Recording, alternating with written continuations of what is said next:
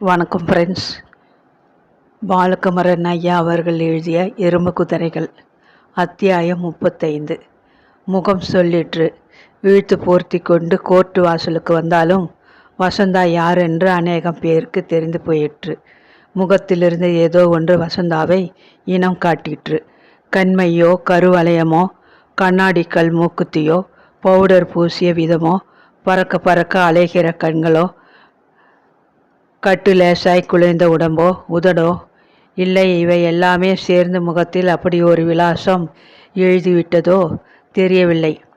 Motor accident claims tribunal வசந்தாவின் மனுவை ஏற்றுக்கொண்டது. ஒரு பிரதி ராவுத்தருக்கும் ஒரு பிரதி இன்சூரன்ஸ் கம்பெனிக்கும் சமனோடு அனுப்பப்பட்டது. வசந்தா மனுவில் சொந்த தங்கையான மல்லிகா லாரி விபத்திலிருந்து போனதற்கு ரூபாய் 75,000 நஷ்ட ஈடு கேட்டிருந்தாள். அக்காவும் தங்கையும் கூட்டி சேர்ந்து வியாபாரம் செய்திருந்தார்கள். தங்கை இறந்து போனதால் வியாபாரம் முற்றிலும் நசிந்து குடும்பத்துக்கு பெருத்த நஷ்டமும் மன கஷ்டமும் ஏற்பட்டு, என்ன வியாபாரம்? காய்கறி மொத்த வியாபாரம் என்று மனுவில் குறிப்பிடப்பட்டிருந்தது. மேலும் வசந்தாவிற்கு தாய் தந்தை காலமாகி தங்கை மட்டுமே துணையாய் இருந்தபடியால் மனுதாரருக்கு ஏற்பட்ட பிரிவு வேதனை சொல்ல தரமென்று. எனவே கனம் கோர்ட்டார் அவர்கள் கருணை கூர்ந்து ரூபாய் 75,000 நஷ்ட ஈடாய். மனு வந்தவுடன் ராவுத்தர் இன்சூரன்ஸ் கம்பெனிக்கு போனார். மனுதாரர் வசந்தாவும் அவர் வக்கீலும் இன்சூரன்ஸ் கம்பெனிக்கு வரவழைக்கப்பட்டார்கள். கிரிமினல் கேஸு மனுதாரருக்கு சாதகமாக இருக்கிறபடியால் நஷ்ட ஈடு 60க்கு குறையாது என்று வக்கீல் வாதாடினார். 30க்கு ஒத்துக்கொண்டார். முழுவதும் முற்றிலுமான செட்டில்மெண்ட்டாக வசந்தா 30,000க்கு கையெழுத்து போட்டாள். ராவுத்தருக்கும் அவள் முகம் அவளை யாரென்று காட்டி கொடுத்தது. இது பாவப்பட்ட பொம்பளை, அது கிட்டே பாதி காசு யாரும் முழுங்கிடக்கூடாது ஐயா. இந்த துட்டில்னாச்சும் அது நல்லபடி இருக்கட்டும். அதுவும் பேர்லேயே செக்கு போட்டு அதுக்கு விவரம் சொல்லிடுங்க. வசந்தாவிடம் இன்சூரன்ஸ் கம்பெனி மொத்த விவரமும் கிளிக்கு சொல்வது போல் சொல்லி பக்கத்து பேங்கில் அக்கௌண்ட் எடுத்து கொடுத்தார்கள். அவள் வக்கீலுக்கு அவர்கள் எதிரிலேயே 4,000 ரூபாய் செக் எழுதி கொடுக்க செய்தார்கள். 3 நாட்கள் கழித்து 25,000 ரூபாயும் எடுக்கப்பட்டிருந்தது. வசந்தா சகலமும் புரிந்து கொண்டு காசோடு காணாமல் போனாள். ராவுத்தர் கிணற்றில் விழுந்த லாரிக்கும் ஒரு கிரைம் ரெஜிஸ்டர் செய்ய வந்தபோது அவரிடம் வசந்தா 25,000 3ஆம் நாளை எடுத்து விட்டதை சொன்னாள். இந்த மாதிரியான பொம்பளைங்களை ஏமாத்துறது ரொம்ப சுலபங்க. ஆறுதலாக 2 வார்த்தை பேசுகிறா, அதிலேயே செறிஞ்சிடும் எவன் ஏமாற்றி எங்கே கூட்டிக்கிட்டு போனானோ. ஒரு ஃபோன் போட்டுட்டுங்களா? இங்கிலீஷ் கம்பெனிக்கு ஃபோன் செய்து விஸ்வநாதனை கேட்டார். தொடர்ந்து லீவில் இருப்பதை சொன்னார்கள். வீட்டு விலாசம் கேட்டார். கொஞ்சம் இருக்க சொல்லி வேறு யாரையோ அழைத்தார்கள். காயத்ரி ஹேர் மறுவனை அழைத்தார்கள். விஸ்வநாதன் விலாசமா? எப்போ பார்க்க போகிறீங்க? நீங்கள் யார்? ராவுத்தரா? தண்ணி தொட்டி தெரு ராவுத்தரா? ராவுத்தர் நான் காயத்ரி. காந்திலால் கம்பெனியிலே வேலை செய்யலை அந்த காயத்ரி. விஸ்வநாதன் அன்னைக்கு சாயங்காலம் ஆஸ்பத்திரிக்கு செக்கப்புக்கு வருவதை சொன்னாள். தானும் அங்கே போவதை கூறினாள். தோள்பட்டி காயம் முற்றிலும் குணம் என்று தெரிந்த பிறகு விஸ்வநாதன் நர்சிங்ஹோம் வாசலில் ராவுத்தரையும் காயத்ரியையும் சந்தித்தான். ராவுத்தர் ஆறுதலாய் அவன் சிரசில் தன் கையை பதித்தார். என்ன ராவுத்தர் ஐயா, எப்படி இருக்கீங்க? இருக்கேன் தம்பி. தோல் குணமாயிடுச்சிங்களா? லாரிக்கார பசங்களே விளையாட்டாக நினச்சிட்டிங்களே, தப்பு தம்பி. அது ரொம்ப போட்டி இருக்கிற தொழில். விட்டு குத்து ரொம்ப சாதாரணம். ஜாஸ்தி தொட்டு புழங்குற இடம் எல்லாம் அப்படி தான் இருக்கும். உசிருக்கு எதுனாச்சும் ஆயிருந்தா நல்லதா? இந்த விளையாட்டு சரக்கு 4 நாள் ஹார்பரில் இருந்துட்டு போகுது. அதுக்காக தானே லாரி பிடிச்சி லோடு ஏற்றணுமா? அதுவும் வடிவேலு மாதிரி புரோக்கரை நம்பலாமா? வடிவேலு என்ன ஆனான் ராவுத்தர்? இனி தண்ணி தொட்டி தெரு பக்கம் தலை வச்சு படுக்க முடியாது. ஆனால் அவனுக்கு என்ன, எங்கேயாவது திருச்சி சேலம் மதுரையில் மறுபடியும் புரோக்கர் கடை திறந்துடுவான். திறந்த மாதிரியும் தெரியலையே. அவருக்கு கொடுக்க வேண்டிய காசு இன்னும் கொடுக்கல. கவலைப்படாதீங்க தம்பி, காசு வாங்காத வடிவேலு சாக மாட்டான், இப்படியும் திரும்பி வருவான். நம்ம மாதிரி நேர்மையாக நிற்கிறவங்க தான் அடித்தாளாமல் உட்காந்துடுவோம். வாங்க போய்கிட்டே பேசுவோம். என்ன காயத்ரி, சீக்கிரம் வந்துட்ட? பர்மிஷன் எதுக்கு? உங்களை பார்த்து பேசத்தான். வீட்டில் பேசலாமே, அப்புறம் சொல்கிறேன். என்ன ராவுத்தர், கையில் ஒரே பேப்பர் கெட்டு, வக்கீல் நோட்டீஸா? இன்சூரன்ஸ் கிளைம் துறை. ஒரு வண்டி ஆள் அடிச்சுடலை, அது செட்டில் ஆச்சு. வண்டி கிணத்துல விழுந்தது தெரியும், அது வேற வண்டி, அது சுத்தமாக க்ளோஸ். இது வேற வண்டி, ஆள் அடிச்சுட்டு வந்துட்டான். போலீஸ் கேஸ் முடிஞ்சு செத்து போன பார்ட்டிக்கு சொந்தக்காரங்க போட்ட கிளைமும் செட்டில் ஆச்சு. 30,000 ரூபாய். செத்து போனதுக்கு 30,000 தானா? ரோட்டோரத்து ஜனங்க சரின்னு ஊத்துக்கிச்சிங்க. முடிச்சிட்டோம். ஒரு மாதிரியான பொம்பளை செத்து போனதுக்கு கிளைம் வாங்கினது. எங்கே அது? புத்தூர் பக்கம். அட, பேப்பர் கொண்டாங்க. வசந்தா. வசந்தாவா? தெரியுமா உங்களுக்கு? ஒரே ஒரு தடவை பேசியிருக்கிறேன்.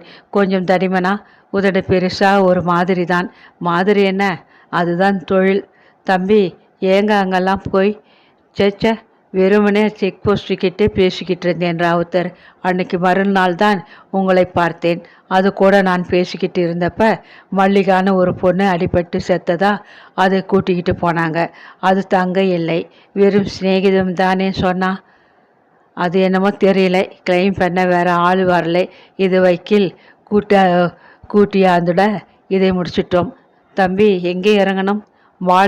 மாம்பழத்தில் இறக்கி விட்டுருங்க போதும். ஸ்டேஷன் வரைக்கும் வேண்டாம், டெர்மினல்ஸ் கிட்டே இறக்கி விட்டுருங்க. 2 லாரியும் அடிபட்டு போச்சா அவங்களுக்கு? கஷ்டம்தான். கஷ்டம் முடிஞ்சு போச்சு தம்பி. லாரி ஓட்டுறதை நிறுத்திட போகிறேன். போதும். ஆட்டுத்தோல் வியாபாரம், துணி கடையோ ஆரம்பிக்க போகிறேன்.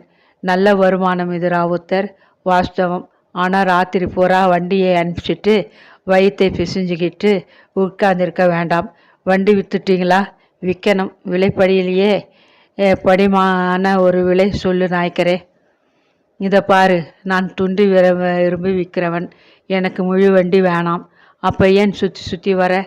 எவனா வாங்கினா கழிச்சு கட்டுறதே எடுக்கலாம்னு பார்க்குறேன். அப்போ இடத்த காலி பண்ணு. முழுசு என்ன விலை? 2.5. போயா, ஓடுற வண்டியே அந்த வேலை போகலை. குப்பைமேடு மாதிரி கிடக்கிற வண்டியை 2.5ங்கிறிய? முதல்ல நீ வெளியே போ நாய்க்கரே. கரீம்பாய் எழுந்து நின்று வாசலுக்கு கை காட்டினான். ராவுத்தர்கிட்டே வேலை செய்கிறவனா நீ? என்னவோ அடித்து துரத்துறியே. நடேச நாயக்கர் எழுந்திருக்காமல் பதில் சொன்னார். குப்பை மேடு அது இதுங்கிறிய? அப்படி தானையா பேசுவோம். எங்கள் பாஷையில் குப்பை மேடுனா பிரித்து போட வேண்டிய லாரின்னு அர்த்தம். உனக்கு குப்பை மேடுனா வேறு அர்த்தம். வெளியே போனால் விவரம் தெரியாத பிள்ளைங்களை வச்சுக்கின்னு எப்படி தான் அந்த ராவுத்தர் கம்பெனி ஓட்டுறானோ. அத்தான் வந்துட்டாங்க, எந்திரி முதல்ல. ராவுத்தர் உள்ளே நுழைய நடேச நாயக்கர் மேல் துண்டை எடுத்து இடுப்பில் கட்டி கொண்டார். கும்பிடுறாங்க முதலாளி. வாங்க நாயக்கரே, சௌக்கியமா? வியாபாரமெல்லாம் எப்படி? ஏதோ கஞ்சி குடிக்கிறாப்புல வருது முதலாளி. தொட்டுக்கிறதுக்கு ஒன்றும் இல்லாமல் சாப்பிட்றோம். அடட, அப்படியா? ஏதோ வேலை படிஞ்சதுன்னா முதலாளி தயவுலே ஒரு துண்டு ஊறுகாய் தொட்டுக்கலாம். 2.5 ரூபாய்க்கு குறையாதுன்னு சொல்லிட்டியா கரீம்? வவுத்தில் அடிக்காத ராவுத்தரே. என் வயிறு கிழிஞ்சு தொங்குது நாயக்கரே. கம்பெனி மூடிட போகிறோம் தெரியுமில்லை? தெருவில் சொன்னாங்க. இந்த லாரி இல்லைன்னா மூடிட போகிற. இது போனால் இன்னொன்று. சாதாரண குடும்பமாக ஒன்றது போரும் நாயக்கரே. வேலை சொல்லு. 1 ரூபா போட்டுக்கோங்க. கட்டாது. 1.10 வச்சுக்குவோம். மூட போகிறேங்கிறிய? கட்டாது. என்னதான் கடைசி விலை? 2. 1.3 வச்சுக்க முதலாளி. இதுக்கு யாருன்னா கேட்டால் சும்மா கொடுத்துடுவேன். கௌசல்யா ராவுத்தர் கடை வாசலில் நின்றிருந்தாள். அவர் கடைசி வார்த்தை கேட்டதும் கண்ணீர் சுடர் மின்னிற்று. விலை இறக்க மாட்டேன். நாளைக்கு வா நாயக்கர். போடாங்கிறியா? நாளைக்கு வா. இன்னைக்கு முடிச்சிடேன். நாளைக்கு வா. யோ கரீம்பாய், வெளியே போ நீயே.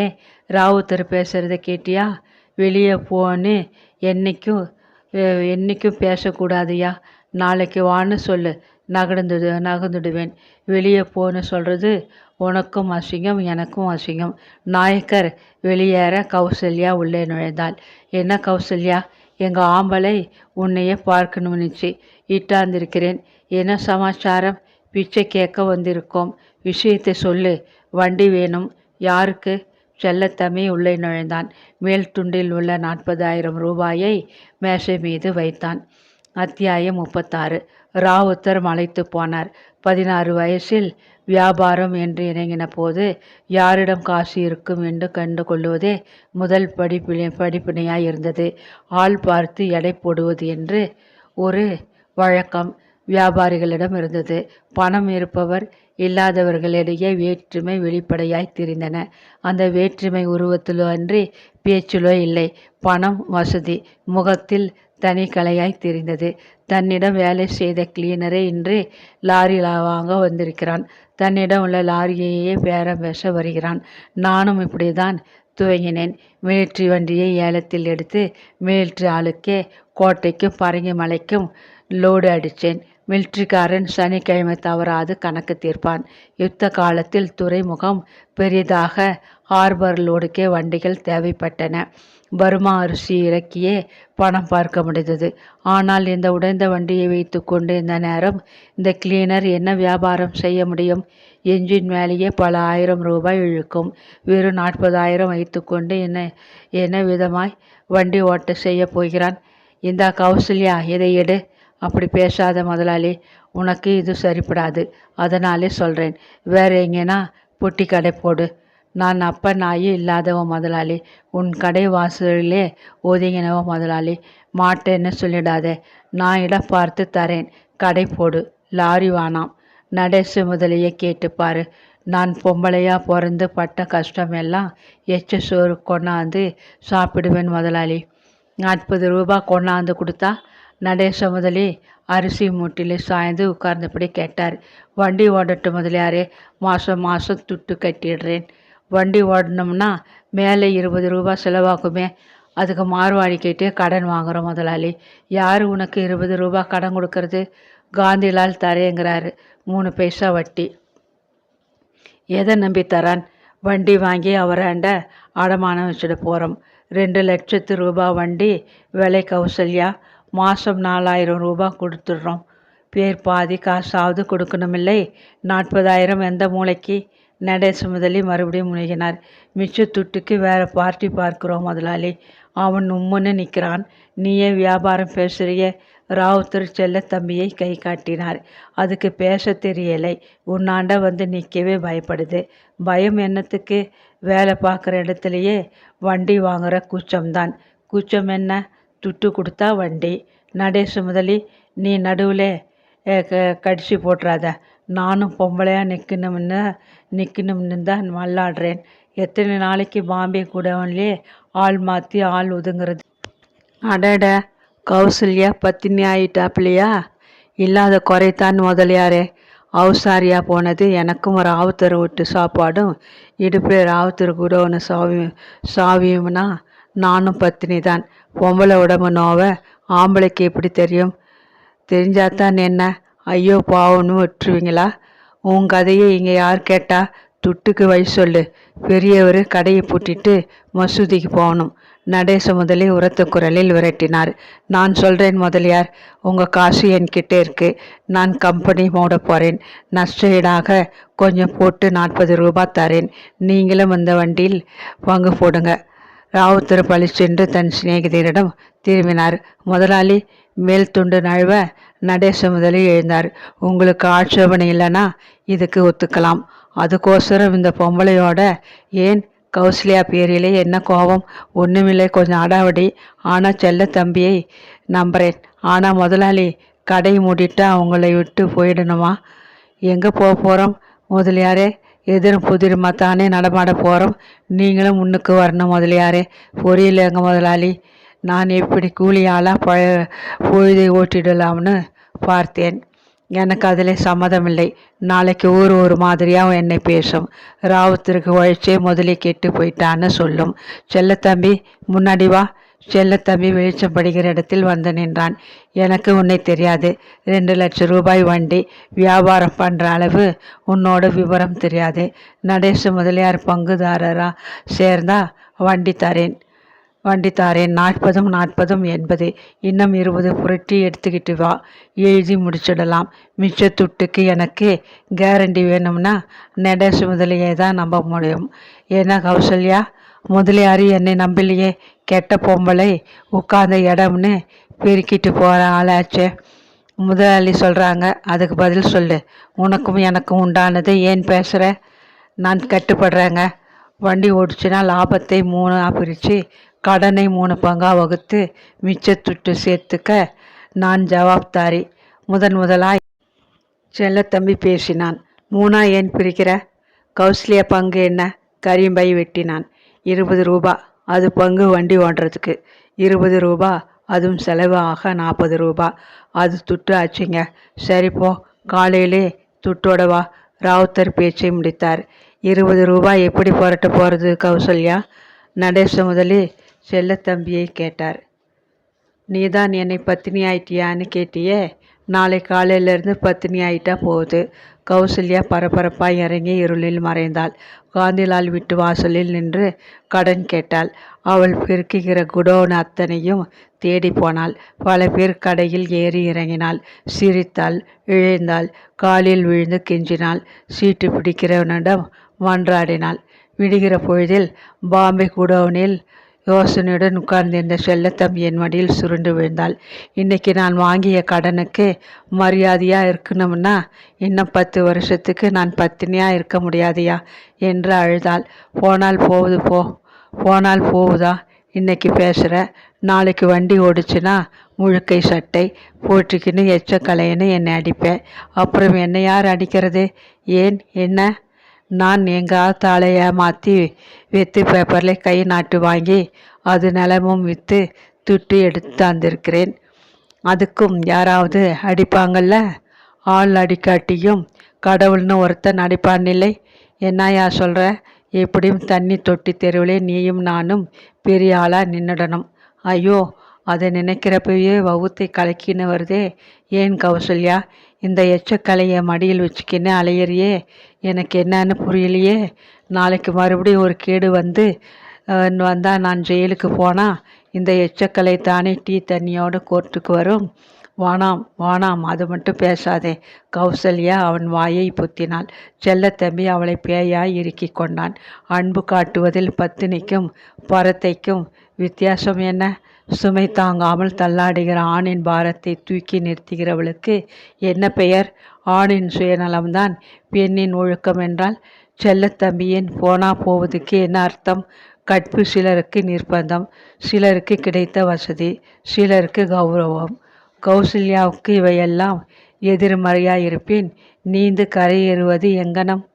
பரஸ்பர இரக்கம் காட்டுமே போதும் என்று ஆணும் பெண்ணும் முடிவு செய்த பிறகு மற்றவை வெறும் சடங்குகளே. மனிதரை தெரிந்து சடங்கை உதற தெரிந்தவர் வெகு சிலரே. செல்லத்தம்பிக்கு கௌசல்யாவை தெரிந்து போயிற்று. அவள் இரக்கம் போதுமாய் இருந்தது. என் மீது அதீத இரக்கமா உனக்கு? நான் உள்ளே புழுங்குவது தெரிந்து கொண்டு நீயும் வேதனைப்படுகிறாயா? இரக்கம் காதலாகுமா? அப்படியே காதல் என்கிற நினைப்பு தோன்றினாலும் வெளியே சொல்ல முடியுமா? சற்றென்று அந்த வார்த்தையை எப்படி சொன்னாய் காயத்ரி? வீட்டிலே காலார நடக்க தோட்டமே இல்லையா என்று காயத்ரி கேட்க, ஆட்டோ பிடித்து கிண்டி சாந்தி பார்க்கு காட்ட, ஒரு பெரிய கவிதை எழுத காட்டுறதா சொன்னேலே ஐயமும் எழுதிட்டேன். காட்டவே இல்லையே. பேப்பர்ஸ் இல்லை, மனசில் இருக்குது. சட்டுன்னு எழுதிட வேண்டியது தானே. பாதி கவிதை மனசிலே தான் இருக்குது. எழுதி நோட் புக்காக வச்சுக்க தோணலை. ஏன்? என்ன மறுபடியும் கவிதையான்னு தாரணி அழுத்துக்கலாம். அவள் அழுத்துப்பாளுங்கிற பயமே என்னை எழுத விடாமல் வச்சிருக்குன்னு நினைக்கிறேன். எல்லோர் வாழ்க்கையும் இப்படி தானா? இல்லை உங்களது மட்டும்தானா? ஏன் கேட்குற காயத்ரி? நான் உங்கள் வீட்டுக்கு வந்தப்புறம் எனக்கு எல்லாம் குழப்பமாக இருக்குது. மூச்சு முட்டுற மாதிரி இருக்க பிடிச்சிக்கிறது தான் புருஷன் பொண்டாட்டி உறவான பயமாக இருக்குது. தாரணி சொல்கிறியா? அவள் குழந்தை இல்லை, குழந்தை மாதிரி வேஷம் போடுறா. What do you mean? I mean, அநேக பெண்கள் தாங்கள் மன வளர்ச்சி பெறுவதை விரும்பவில்லை, விவேகம் பெறுவதை விரும்பவில்லை. அடலன்ஸ்டாவே சாகர வரியில் இருக்கிறது சௌகரியம்னு நினைக்கிறா. எனக்கு என்ன தெரியும்? புருஷனை தவிர குழந்தைகளை தவிரன்னு வேஷம் போடுறதே நல்லதுன்னு நினச்சிக்கிறா. அது ரொம்ப வசதியாக இருக்குது. வேஷம் போடாத பெண்கள் என்னை மாதிரி அவஸ்தைப்படுறது. உனக்கு என்ன அவஸ்தை காயத்ரி? யாரோடையும் ஒட்டாத ஒரு குணம், தனிமையில் கரைஞ்சி போகிற குணம், தனி உலகம். எது பெட்டர்? இனி அந்த கேள்வியே இல்லை. கேள்வி கேட்க தெரிஞ்ச பிறகு அடங்கி போகிறதுங்கிறது இல்லை. சகலத்துக்கும் பணிய முடியாது. கூப்பு தவறு விட்ட குரங்கா வெறிக்க உட்காந்துக்க வேண்டியது தான். கொப்பு தவறு விட்ட குரங்குன்னா மரத்துக்கு மரம் தாவரச்சே குட்டி கொப்பு தவற விட்டுதுன்னா குரங்கு கூட்டம் அதை சேர்த்துக்காது, அடித்து விரட்டிடும். அப்படி துரத்தப்பட்ட குரங்கு அந்த கூட்டம் போகிற இடத்துக்கெல்லாம் போகும். தூரம் உட்காந்து வேடிக்கை பார்க்கும். ஆயுஷ் பரியந்தமும் வேடிக்கை தான். கொடுமையில்லை இது. தேங்க்யூ. எதுக்கு? என்னை புரிஞ்சதுக்கு. வெல், மனுஷா அவ்வளோ மோசமா? உனக்கும் யார் துணையாவது கிடைக்கும், கல்யாணம் ஆகும். கவிதை சொல்கிறேனேலே